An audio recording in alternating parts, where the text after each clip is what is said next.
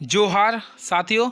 आज मैं आप लोगों के सामने साइंस, कॉमर्स, आर्ट्स अर्थात तीनों फैकल्टी के लिए एक सेम सब्जेक्ट अर्थात इकोनॉमिक्स, पूरे इकोनॉमिक्स का ब्रह्मांड से लेके आऊँ जो कि काफ़ी महत्वपूर्ण होने वाली है। और ये मैं ऐसा बताऊंगा कि पूरे सेट नंबर 1 में पूरे सेट नंबर 5 तक आंसर आ जाएगा। तो आप लोग बने रहे क्योंकि इसका एक में 4 बताऊँ विथ डिस्कशन। तो आप लोग पूरे बने रहिए दोस्तों, क्योंकि ये जो सब्जेक्ट है ना आप लोग के लिए साइंस फैकल्टी, कॉमर्स फैकल्टी और आर्ट्स तीनों फैकल्टी के लिए इक्वल है और काफ़ी इंपॉर्टेंट होने वाले आगे के पढ़ाई के लिए भी। तो चलिए मैं स्टार्ट करता हूँ। सबसे पहले दोस्तों चैप्टर का नाम है अर्थात सब्जेक्ट का नाम है अर्थशास्त्र। अर्थशास्त्र क्या होता है?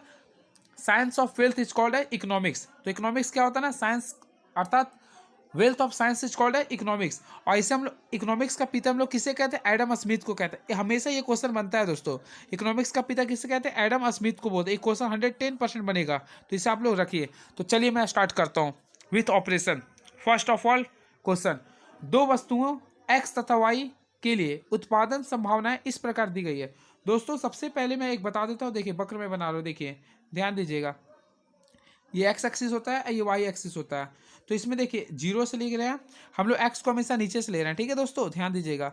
0 1 2 3 4 5, 1 मैं लिख देता हूँ, 3 4 5। अब यहाँ पे ध्यान दीजिए, यहाँ पे क्या लिख रहा, ध्यान दीजिएगा। सबसे पहले जीरो के लिए आपका 10 लिख रहा था, चलिए हम 10 लिख दिया हूँ। 1 के लिए क्या लिख रहा, 8 बोल रहा, तो मैं यहाँ 8 लिख दिया हूँ। 2 के लिए क्या लिख रहा दोस्तों, 6 लिख दिया हूँ। और 3 के लिए लिख रहा 4 लिख रहा, और 4 के लिए 2 लिख रहा, 5 के लिए 0 लिख रहा। तो आप लोग ध्यान दीजिए, मैं ये जो ग्राफ बनाया हूँ देखिए, सबसे पहले तो नीचे स्तर से घटता जा रहा था, सबसे पहले घटते जा रहा और कैसा सीधी आ रहा। तो इसका जो राइट आंसर जो होगा देखिए नीचे आ जाएगा, यानी ऋणात्मक ढाल तथा एक सरल रेखा प्राप्त हुआ। तो ये जो उत्पादन संभावना जो वक्र दिया गया ना दोस्तों, ये कैसा आया आप लोग के सामने? ऋणात्मक ढाल तथा एक सरल रेखा है। कैसा है देखिए आप लोग के सामने, ये क्या है? एक सरल रेखा है दोस्तों, ध्यान दीजिएगा। सबसे पहले ध्यान दीजिएगा थोड़ा सा, देखिए ये एक सरल रेखा आया, और अगर नीचे से देखिए ऊपर से अगर नीचे ला रहा, तो ऊपर से नीचे जाने को लोग बोलते हैं ऋणात्मक। क्या बोलते हैं दोस्तों? ऋणात्मक। और नीचे एक सीधी रेखा है, तो ये हो गया ऋणात्मक तथा एक सरल रेखा। तो ये समझ में आ गया होगा दोस्तों। चलिए नेक्स्ट क्वेश्चन की ओर मैं बढ़ता हूँ। इसी प्रकार पूरे मैं एक्सप्लेनेशन करूंगा। नेक्स्ट, निम्नलिखित में कौन अर्थव्यवस्था का एक केंद्रीय समस्या है? सबसे पहले देखिए, केंद्रीय समस्या कुल 4 प्रकार के लिए होते हैं। तो देखिए ऑप्शन के अनुसार मैं बता देता हूँ, देखिए इसके बाद में क्वेश्चन देखो, कुल 4 प्रकार के केंद्रीय समस्या होते हैं। तो पहला जो केंद्रीय समस्या होता है ये होता है क्या उत्पादन करें। दूसरा होता है दोस्तों कैसे उत्पादन करें। तीसरा होता है किसके लिए उत्पादन करें। चौथा होता है कितनी मात्रा में उत्पादन करें। तो अगर क्वेश्चन आएगा दोस्तों केंद्रीय समस्या कितने प्रकार के होते हैं? कुल 4 प्रकार के होते हैं। पहला होता है क्या उत्पादन करें, कैसे उत्पादन करें, किसके लिए करें और कितने। तो ये देखिए, तो ऑप्शन नंबर क्वेश्चन नंबर 2 है, निम्नलिखित में कौन अर्थव्यवस्था का एक केंद्रीय समस्या है? तो क्या, कैसे, किसके लिए, ये पूछता है। तो देखिए यहाँ पे ऑप्शन नंबर डी देखिए, किसके लिए उत्पादन हो, तो ये आपका राइट आंसर हो जाएगा। ठीक है, क्या किसके लिए उत्पादन हो। और इस कुल केंद्रीय समस्या कितने प्रकार के होते हैं? 4। चारों मैं नीचे बता दिया था, ठीक है, मैं फिर वहाँ पे जाऊँगा बता दूंगा। तो चलिए, केंद्रीय समस्या कुल 4 प्रकार के होते हैं, अब मैं यहाँ पे बता दिया हूँ। नेक्स्ट, अर्थशास्त्र में शब्द वृष्टि तथा समृष्टि का शब्द सबसे पहले किस अर्थशास्त्री ने प्रयोग किया था? सबसे पहले दोस्तों मैं ये बता देना चाहता हूँ, अर्थशास्त्र को 2 भागों में बांटा गया है। एक होता है समृष्टि अर्थशास्त्र, एक होता है वृष्टि अर्थशास्त्र। तो समृष्टि अर्थशास्त्र में पूरे देश के लिए पढ़ाया जाता है, पूरे विश्व के लिए पढ़ाया जाता है। और वृष्टि अर्थशास्त्र में जो हमें जो पढ़ते हैं वो अपने घरेलू अर्थात बाजार, अपना गांव वगैरह क्षेत्र के लिए पढ़ते हैं। तो मैं यहाँ पे बोल रहा हूँ दोनों के लिए बोल रहा हूँ। देखिए वृष्टि और समृष्टि अर्थशास्त्र का प्रयोग सबसे पहले किसने किया था? तो इसका जो राइट आंसर होगा दोस्तों according to option Ragnar Frisch होगा, रेगनर फ्रिस। अब देखिए ऑप्शन से खेलता हूँ, एडम स्मिथ। एडम स्मिथ को इकोनॉमिक्स का फादर कहते हैं। एडम स्मिथ को क्या बोलते हैं दोस्तों? इकोनॉमिक्स का फादर कहते हैं, हमेशा माइंड में रखिएगा। और देखिए मार्थर ने भी एक अल्फ्रेड मार्शल को भी इकोनॉमिक्स का जनक के रूप में आया था, जिन्होंने मार्शल एक्ट के बारे में नियम दिया था। तो चलिए, तो इसका option number B, Ragnar Frisch. Next, एक किसान खेतों की जुताई के लिए ट्रैक्टर और हल बैल की, ध्यान दीजिएगा, ट्रैक्टर और हल बैल की बीच किसी एक तकनीक का चयन करता है, उसकी यह चयन अर्थव्यवस्था की किस केंद्रीय समस्या में मेल खाता है? तो देखिए यहाँ पे ट्रैक्टर और हल बैल दोनों में से पूछा ना, तो यानी इसका जो राइट आंसर हो क्या बोला, दोनों में से किसका, यानी कैसे उत्पादन करे, यानी ट्रैक्टर और हल बैल में जो होगा ना कैसे उत्पादन करे, ये समस्या उत्पन्न कर रहा। और कुल केंद्रीय समस्या कितने प्रकार होते हैं, 4। पहला होता है क्या उत्पादन करे, दूसरा कैसे उत्पादन करे, किसके लिए करे और कितनी मात्रा में करे। तो ये जो रहा कैसे उत्पादन करे वो वहां पे आ रहा। ठीक है, चलिए नेक्स्ट क्या लिख रहा है दोस्तों, किस अर्थशास्त्री के अनुसार उपयोगिता को मुद्रा में मापा जा सकता है, किस अर्थशास्त्री के अनुसार उपयोगिता को मुद्रा के रूप में मापा जा सकता है। तो मैंने अभी बताने का प्रयास किया था, अल्फ्रेड मार्शल के अनुसार मुद्रा को के अनुसार उपयोगिता को मुद्रा में मापा जा सकता है, यानी इसका जो राइट आंसर होगा ऑप्शन नंबर बी होगा, अल्फ्रेड मार्शल के अनुसार। ठीक है दोस्तों, चलिए नेक्स्ट क्या लिख रहा है क्वेश्चन नेक्स्ट, एक व्यक्ति, क्वेश्चन नंबर 6 में आ चुका हूं, ध्यान दीजिएगा क्वेश्चन नंबर 6, एक व्यक्ति 4 गोलगप्पे का उपभोग करता है, उसे प्रत्येक व्यक्तिगत अर्थात निजी इकाई में 15 यूनिट्स, 12 यूनिट्स, 10 यूनिट्स, 8 यूनिट्स उपयोगिता मिलती है, उसे 4 गोलगप्पे के उपभोग से कुल, देखिए अगर यहाँ बोले कुल उपयोगिता कितनी है, तो कुल उपयोगिता जब भी बोलेगा दोस्तों तो आप क्या कि जितना यूनिट होता है आप उसको ऐड कर दीजिएगा। यानी कि देखिए मैं ऐड करता हूँ, यहाँ 15 है, यहाँ पे 12 है, यहाँ पे 10 है दोस्तों, यहाँ पे 8 है, यानी आप इसे ऐड कर दीजिए। देखिए 15 बार 27 8 कितना टोटल 45 आ जाएगा, कितना आ रहा है दोस्तों 45, यानी इसका right answer option number C. और उपयोगिता का है जो यूनिट्स होता है यूटिल्स होता है, यहाँ से भी आप लोग क्वेश्चन निकाल सकते हैं। क्वेश्चन अगर आता है उपयोगिता का यूनिट का होता है तो यूटिल्स बता सकते हैं, कुल उपयोगिता बोले तो सभी को आप लोग ऐड कर दीजिएगा। चलिए नेक्स्ट, 2 वस्तुएं रसगुल्ला और गुलाब जामुन के लिए बजट रेखा AB को निम्न रेखा चित्र में दर्शाया गया है। ठीक है, देखिए दर्शाया गया है, इन दो वस्तुओं की कीमतें PR तथा PG, ध्यान दीजिए दोस्तों क्या लिख रहा है PR तथा PG है, तो बजट रेखा की ढाल क्या होगी, तो इसकी जो ढाल होगी सबसे पहले देखिए PR तथा PG, देखिए यहाँ पे PR ऊपर के लिए बोल रहा तो इसका जो आंसर जो होगा ना PR/PG होगी। ठीक है, ये ऑप्शन नंबर ए आ गया इसका आंसर। ठीक है, PR/PG, जब भी ढाल के लिए बोले बजट रेखा ना, तो जिसका बोल रहा शुरू वाला को ऊपर कर दीजिए और लास्ट वाला को नीचे कर दीजिए, यानी इसका ऑप्शन नंबर ए हो गया। ठीक है दोस्तों, चलिए नेक्स्ट क्वेश्चन, यानी रसगुल्ला बटा गुलाब जामुन। नेक्स्ट, निम्नलिखित में से कौन सी वस्तु की मांग को प्रभावित करने वाला एक कारक नहीं है। तो देखिए क्वेश्चन काफी इंपॉर्टेंस है, तो वस्तु की मांग को प्रभावित करने वाले कारक होते हैं 3। पहला होता है वस्तु की कीमत होते हैं, संबंधित वस्तु की कीमत होते हैं, और तीसरा जो होते हैं वह उपभोक्ता की आय होते हैं। लेकिन इसमें कारक बोला नहीं है तो साधनों की कीमत इसका कारक नहीं होते हैं। यानी कि इससे आपको 2 क्वेश्चन मिला। सबसे पहले दोस्तों ध्यान दीजिएगा, क्वेश्चन है बोलता है वस्तु की मांग को प्रभावित करने वाले कारक कौन कौन होते हैं, तो पहला होता है वस्तु की कीमत, दूसरा संबंधित वस्तु की कीमत, और तीसरा होता है उपभोक्ता की आय।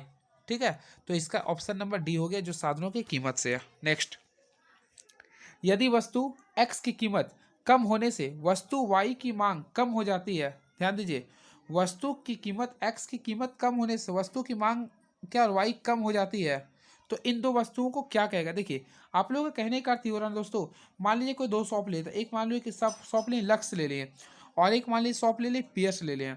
मान लीजिए कि इसका भी रेट कम गया लक्स का, अगर पियर्स का भी रेट कम हो गया, तो दोनों वस्तुओं को क्या बोलेंगे, यानी एक दूसरे में प्रतियोगिता करें, यानी कंपटीशन कर रहा, तो इसका राइट आंसर क्या होगा आप लोग बताइए, यानी प्रतियोगिता वस्तुएं। X की कीमत कम होने पर अगर Y की कीमत भी कम होती है ना तो प्रतियोगिता वस्तु कहते हैं। क्लियर है। नेक्स्ट, अब पूरक उसे कहते हैं जो एक दूसरे से रिलेशन है, जैसे आप लोग बता सकते हैं क्या हो सकता है, चाय और चीनी, पेट्रोल, और जैसे कि पेट्रोल के साथ क्या गाड़ी चलता है ना, तो ये एक दूसरे के लिए पूरक है, जो एक दूसरे के बिना नहीं हो सकता उसे बोलते हैं पूरक, जैसे गाड़ी चल रहा पेट्रोल से, ये हो सकता है ना। चलिए नेक्स्ट, यदि किसी वस्तु की कीमत में 5%, देखिए क्वेश्चन नंबर ये चल रहा है, यदि किसी वस्तु की कीमत में 5% की कमी होने से उसकी मांग मात्रा में 8% की वृद्धि होती है, तो मांग की कीमत लोच का मान क्या होगा। तो ये काफ़ी अच्छा क्वेश्चन है। तो जब भी कीमत की लोच, यहाँ पे ध्यान दीजिए क्वेश्चन में क्या बोल रहा है दोस्तों, कीमत की लोच बोल रहा ना, देखिए मैं यहाँ पे बता दें ध्यान से, कीमत की लोच बोल रहा, मांग की कीमत की लोच। तो जब भी कीमत की लोच निकालने बोले तो आप लोगों को कुछ भी नहीं करना है, तो क्या करना है, जितना वृद्धि होगा और जितना कमी रहेगा, यानी वृद्धि को आप डिवाइड कर दीजिए कमी से, तो इसको डिवाइड कीजिए तो 1.6 आ जाएगा, 6 7 आता है, तो वैसे ऑप्शन नंबर इसका ए हो गया आंसर। क्लियर हुआ। तो मांग की कीमत लोच निकालने के लिए वृद्धि को कमी से डिवाइड कर दीजिए, यानी ऑप्शन नंबर 1.6। नेक्स्ट, निम्न में से किस वस्तु की मांग लोचदार होगी?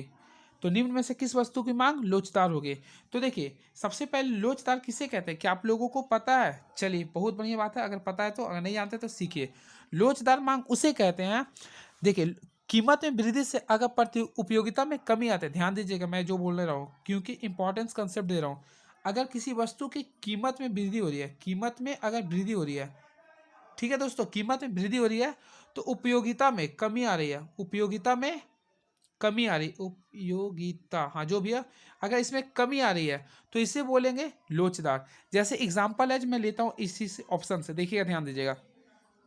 मान लीजिए जीवन रक्षक दवाएं, अगर आप कितनों भी, मान लीजिए कि आप लोग बिजी हैं, अगर आप कितनों महंगा अगर दवा क्यों नहीं हो जाए, और दवा का रेट अगर बढ़ भी जाएगा ना, तो आपके लिए वो इसेंशियल है, इसेंशियल है, तो आपको दवा लेना पड़ेगा।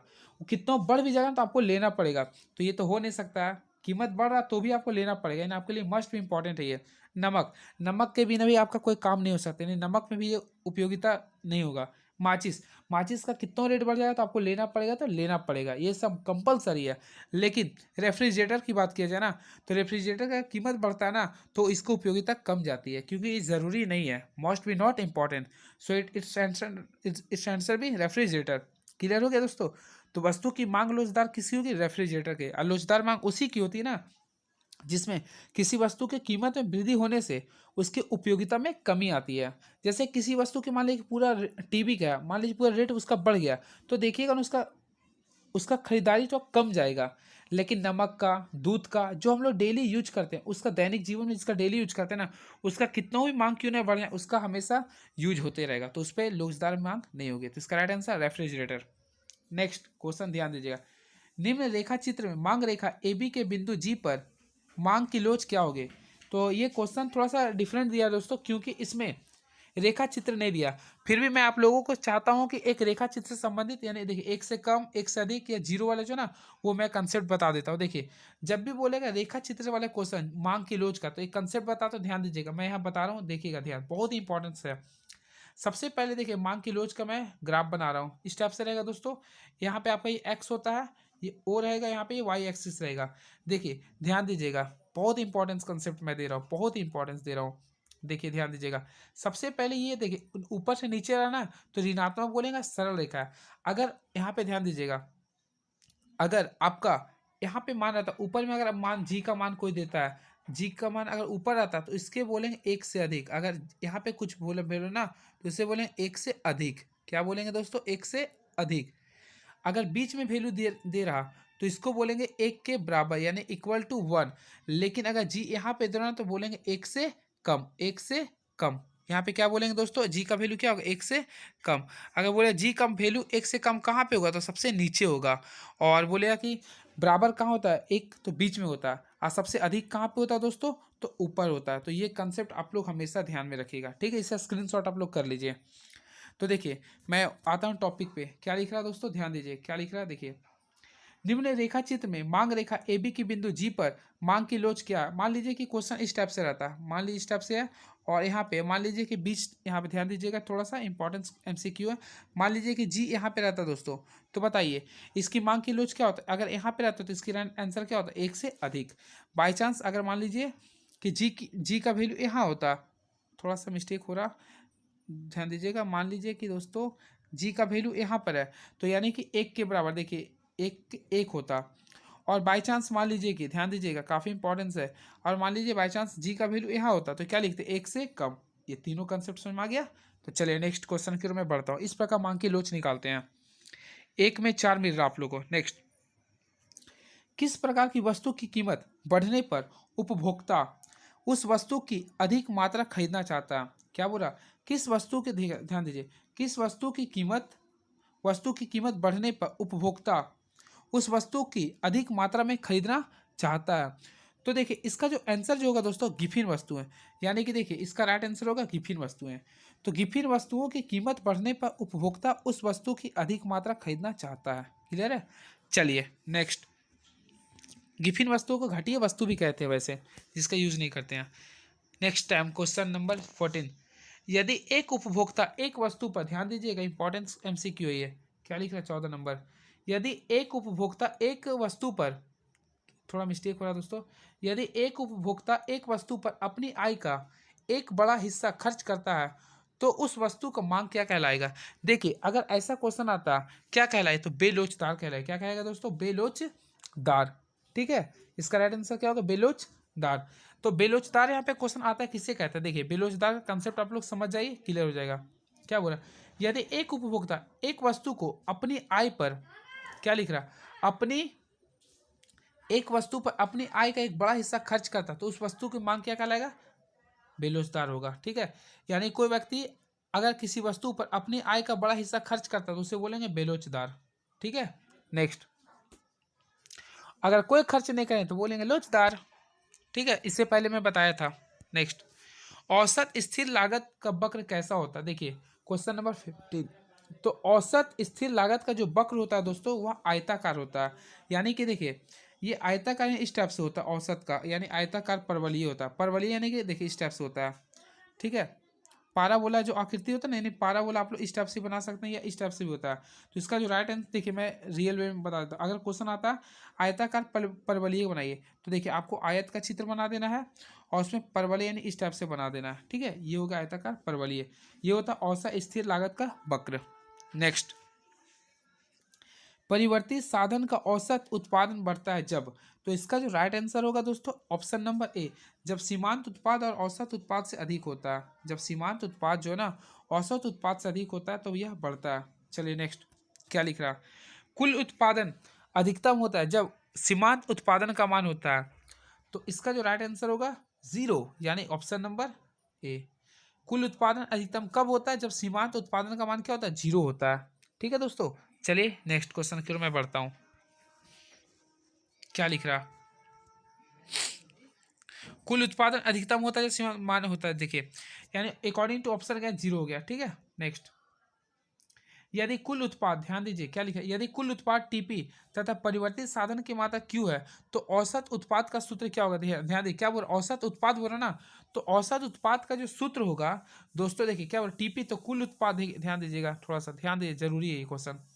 तो सबसे पहले टोटल उत्पाद क्या है दोस्तों, टीपी है, और परिवर्तित साधन क्या है क्यू, तो टीपी बटा क्यू इसका राइट आंसर, यानी ऑप्शन नंबर ए होगा। क्या होगा दोस्तों, ए, ऑप्शन नंबर ए इसका आंसर होगा। ठीक है, नेक्स्ट, यदि कुल उत्पाद टीपी तथा परिवर्तित साधन की मात्रा क्यू है तो सीमांत उत्पाद का सूत्र क्या होगा। तो इसका जो राइट आंसर हो, देखिए जब भी सीमांत उत्पाद बोलेगा ना तो सीमांत जब भी बोलते तो आपको डेल्टा दे दें, यानी कि परिवर्तन बोलते हैं। ठीक है, सीमांत इसको डेल्टा बोलते हैं। क्या बोलते हैं दोस्तों, डेल्टा। तो सीमांत उत्पाद जब भी बोलते हो आप डेल्टा यहाँ लगा दीजिएगा। अब देखिए ध्यान से, थोड़ा सा मैं रंग चेंज कर रहा हूँ, ये डेल दे दूंगा। डेल का अर्थ होता है परिवर्तन। क्या होता है दोस्तों, परिवर्तन। देखिए जब भी सीमांत, मैं फिर से बता, जब भी सीमांत, थोड़ा सा जब भी सीमांत उत्पाद बोलेगा ना तो आप लोग सबसे पहले डेल दीजिएगा। अब किसका, कुल उत्पाद क्या, टीपी है। ठीक है, परिवर्तित साधन क्या है तो यहाँ पे अगर डेल दे देंगे क्यू, ये आपका आंसर हो गया, यानी कि ऑप्शन नंबर बी। सीमांत उत्पाद में ये कहते हैं औसत उत्पाद बोलते हैं तो टीपी बटा क्यू। समझ में आ रहा दोस्तों।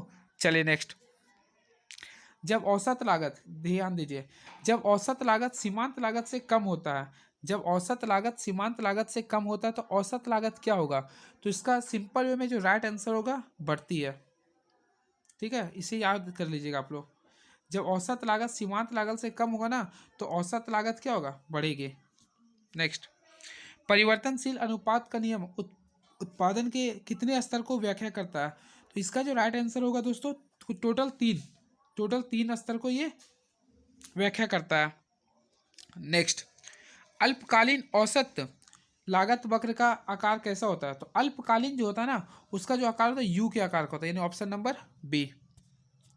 नेक्स्ट, निम्नलिखित में से, ध्यान दीजिएगा दोस्तों, निम्नलिखित में से कौन स्थिर लागत का एक उदाहरण है। तो स्थिर लागत का जो उदाहरण है यानी ऑप्शन नंबर इसका जो होगा, देखिए स्थिर, देखिए प्रति इकाई बिजली का बिल, ये तो हमेशा फिक्स्ड रेट में आता है। कच्चे माल का भी अभी स्थिर में नहीं आता है।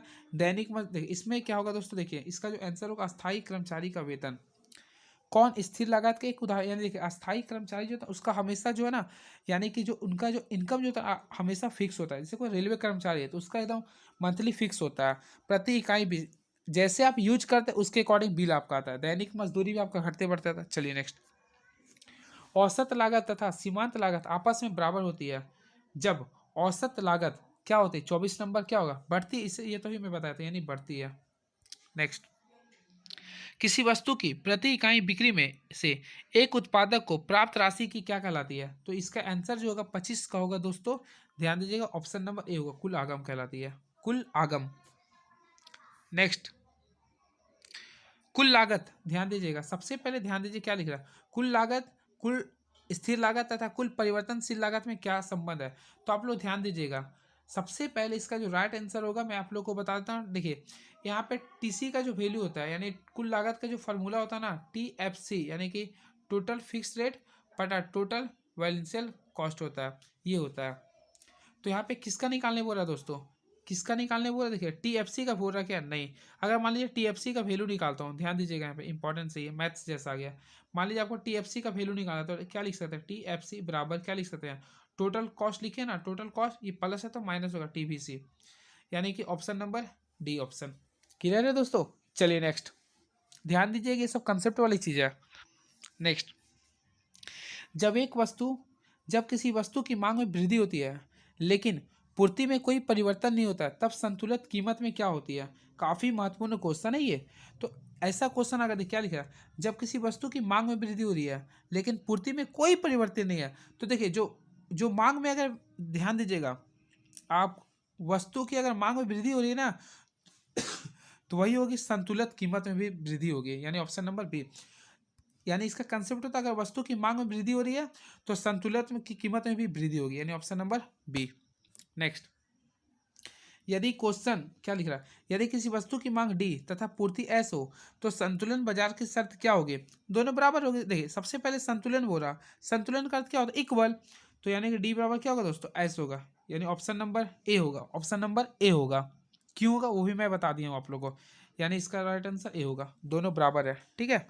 नेक्स्ट, किसी वस्तु का न्यूनतम समर्थक मूल्य बाजार के होते हैं, तो न्यूनतम समर्थक मूल्य जो है ना बाजार से अधिक होते हैं, यानी थोड़ा सा परेशानी हो रहा है ना, तो इसका ऑप्शन नंबर बी होगा दोस्तों। ठीक है, जी हाँ दोस्तों, तो इसका ऑप्शन नंबर क्या हो गया, बी। तो किसी वस्तु का न्यूनतम समर्थक मूल्य जिसे हम लोग बोलते हैं एमएसपी, अभी जो चल रहा है आप लोग ध्यान दीजिएगा, ये सब जान रहे होंगे अभी, न्यूनतम समर्थन, ठीक है, मिनिमम कॉस्ट प्राइस। नेक्स्ट, निम्नलिखित में कौन सा फलन, ध्यान दीजिएगा क्या लिखा है दोस्तों, निम्नलिखित में कौन सा फलन पूर्ति के नियम को प्रदर्शित करता है। तो पूर्ति का नियम क्या बोलता है, जितना किसी वस्तु की मांग में वृद्धि होगी ना तो पूर्ति में वृद्धि, किसी वस्तु की मांग में वृद्धि होगी तो पूर्ति में भी वृद्धि होती है, अर्थात ये समानुपाती होती है। ठीक है, तो चलिए क्या बोल रहा, क्वेश्चन नंबर 30 बोल रहा, तो इसका जो आंसर होगा, राइट आंसर जो होगा दोस्तों क्या होगा, आप लोग बता सकते हैं। यानी इसका जो राइट आंसर होगा ऑप्शन नंबर ए होगा, यानी पूर्ति के फलन S equal to fixed price P हो जाएगा। आवाज प्रॉब्लम हो, सबसे पहले मैं आप लोग को ये बता देना चाहता हूँ दोस्तों, पूर्ति का नियम क्या होता है। तो पूर्ति का नियम ये बोलता है, अगर किसी वस्तु की पूर्ति में वृद्धि होती है, मान लिया किसी वस्तु की पूर्ति में वृद्धि होती है तो उसके उत्पादन में वृद्धि होती है, अर्थात दोनों इक्वल होती है, इसलिए इसका ऑप्शन नंबर ए होगा। नेक्स्ट, अब मांग के नियम उल्टा होता है, किसी वस्तु के मांग बढ़ने से उसका डिमांड क्या होती है, घटती है। किसी वस्तु के मूल्य में वृद्धि होने से उसकी मांग क्या होती है, घटती है। लेकिन किसी वस्तु के मूल्य में अगर वृद्धि हो रही है ना तो उसकी पूर्ति भी वृद्धि होगी। नेक्स्ट, क्या लिख रहा है 31, मुक्त प्रवेश तथा निकास की स्थिति में एक पूर्ण प्रतियोगिता बाजार में संतुलन कीमत के बराबर होते हैं, तो इसका जो राइट आंसर होगा न्यूनतम औसत लागत का। ठीक है। नेक्स्ट, एक उत्पादक का उद्देश्य क्या होता है, तो एक उत्पादक का उद्देश्य हमेशा होता है लाभ अधिकतम करना, लाभ अधिकतम करना, यानी ऑप्शन नंबर क्या हो रहा है दोस्तों, ए। ठीक है। नेक्स्ट, अल्पकाल में एक पूर्ण प्रतियोगी फर्म हानि प्राप्त करने के बावजूद उत्पादन जारी रखता है, तब वस्तु की कीमत क्या होगी। तो वस्तु की जो कीमत होगी दोस्तों, इसका जो राइट आंसर होगा, और देखिए इसका ऑप्शन नंबर सी होगा, यानी देखिए मैं लिख देता हूँ औसत, देखिए इसका जो ऑप्शन नंबर सी होगा, यानी औसत परिवर्तनशील लागत से या इसके बराबर होगी, यानी ऑप्शन नंबर सी हो गया। ठीक है। नेक्स्ट, निम्नलिखित में कौन पूर्ण प्रतियोगिता में एक विशेषता नहीं है, तो पूर्ण प्रतियोगिता में जो एक विशेषता नहीं है, यानी देखिए ऑप्शन के अकॉर्डिंग मैं चलता हूँ। पहला लिख रहा क्रेता और विक्रेताओं की अधिक संख्या, तो क्रेता और विक्रेताओं के बीच तो हमेशा संबंध होता है, अगला मुक्त प्रवेश तथा निवेश की निकास की सुविधा, इसमें भी होता है। सरकार की कोई हस्तक्षेप नहीं, वस्तु की मांग बिल्कुल, इसका राइट आंसर जो होगा ऑप्शन नंबर डी होगा। नेक्स्ट, किस प्रकार की बाजार संरचना में किसी वस्तु का एक और केवल एक उत्पादक होता है? तो केवल एक और एक, अगर केवल एक और एक अगर जब भी बोलेगा दोस्तों, एकाधिकार, एकाधिकार, एकाधिकार में किसी वस्तु का एक और केवल एक उत्पादक होता है। ठीक है, जैसे कंपनी आप लोग देखते होंगे। नेक्स्ट, निम्नलिखित में कौन सी कथन पूर्ण प्रतियोगिता और एकाधिकार में स्पष्ट अंतर को व्यक्त करता है? तो मैं केवल आंसर बता देता हूँ, बाकी आप लोग पढ़ लीजिएगा। तो इसका जो राइट आंसर होगा दोस्तों ऑप्शन नंबर बी। देखिए मैं पढ़ देता हूँ। एकाधिकार पूर्ण प्रतियोगिता प्रतियोगी फर्म की तुलना में अधिक कीमत तय करता है और कम मात्रा को बिक्री करता है। नेक्स्ट, एकाधिकार के अंतर्गत कीमत और सीमांत लागत के बीच क्या संबंध है? तो इसका जो राइट आंसर होगा दोस्तों, देखिए क्या बोल रहा, इसका जो राइट आंसर देखिए P/mg है, इट्स ग्रेटर देन 1 होता है, यानी ऑप्शन नंबर 1 हो गया।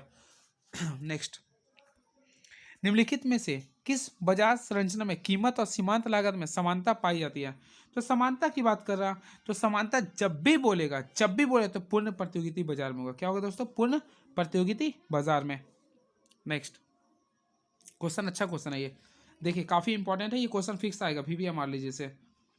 एक विक्रेता को 5 रुपये प्रति इकाई कीमत पर किसी वस्तु की 60 इकाई की बिक्री से प्राप्त कुल आगम, तो कुल आगम जब भी बोलेगा ना, तो जितना प्रति इकाई रहेगा उसको जितना पर है उससे मल्टीप्लाई कर दिया, यानी कि टोटल 3 को इससे मल्टीप्लाई किया, कितना 300 रुपीज। ऑप्शन नंबर क्या आ गया? सी। केवल मल्टीप्लाई कर दिए 60 को 5 से। क्लियर है? नेक्स्ट, उत्पादन कर में वृद्धि से किसी वस्तु की पूर्ति होती है। तो देखिए ध्यान दीजिए, उत्पादन कर में वृद्धि से किसी वस्तु की पूर्ति में कमी होगी। क्या होगी दोस्तों? ऑप्शन नंबर डी होगी। ठीक है, यानी ऑप्शन नंबर डी होगी, सी होगी बल्कि। तो चलिए कैसा लगा आप लोग बताइएगा, प्लीज़ कमेंट बॉक्स में लिखिएगा, और मैं प्रयास करूँगा इससे भी बढ़िया वीडियो बनाने का प्रयास करूँगा। कैसा लगा? कुछ हमसे मिस्टेक हुआ तो उसके लिए क्षमा बोलते हैं दोस्तों, और नेक्स्ट वीडियो में और इससे भी अच्छा वीडियो बनाने का प्रयास करूँगा, विथ डिस्कशन करूँगा। कुछ कमियां हमें भी नज़र आ रही थी, लेकिन नेक्स्ट वीडियो में मैं अच्छा से बताऊंगा। तो चलिए प्लीज़ शेयर कीजिए अपने दोस्तों के पास, और इसे ज़रूर अपने माइंड में रखिए, क्योंकि सब इंपॉर्टेंट मैंने बताने का प्रयास किया हूँ विथ डिस्कशन। तो चलिए thank you so much, please subscribe my channel and share on your friends. Thank you so much. जय हिंद।